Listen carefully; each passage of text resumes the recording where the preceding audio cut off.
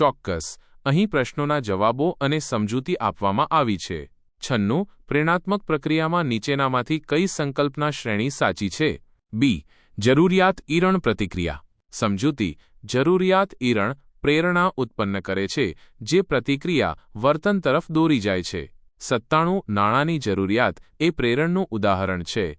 બી. અર્જિતમાય શીખાયેલું. સમજૂતી. નાણાંની જરૂરિયાત જન્મજાત નથી, પરંતુ સમાજ અને અનુભવો દ્વારા શીખવામાં આવે છે. 98. યાદી 1ની વિગતોને યાદી 2ની વિગતો સાથે જોડો. ડી.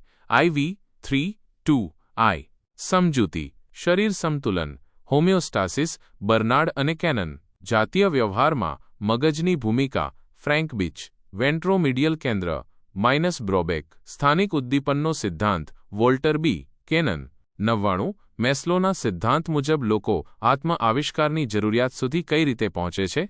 ડી. કોઈ પણ અંતિમ અવસ્થા સુધી પહોંચતું નથી. આપણે તેને કેવી રીતે મેળવીશું તે માટેના પ્રેરણો પ્રદર્શિત કરીએ છીએ. સમજૂતી. મેસ્લોના સિદ્ધાંત મુજબ આત્મ-સાક્ષાત્કાર એ સતત ચાલતી પ્રક્રિયા છે, કોઈ અંતિમ લક્ષ્ય નથી. 100. પ્રેરણનો કયો સિદ્ધાંત શારીરિક સંતુલનના ખ્યાલ પર વધુ ભાર આપે છે? સી. ઈરણ ન્યૂનીકરણ ઘટાડો સિદ્ધાંત. સમજૂતી. ઈરણ ન્યૂનીકરણ સિદ્ધાંત સૂચવે છે કે સજીવો તેમની શારીરિક સમતુલા જાળવવા માટે પ્રેરિત હોય છે.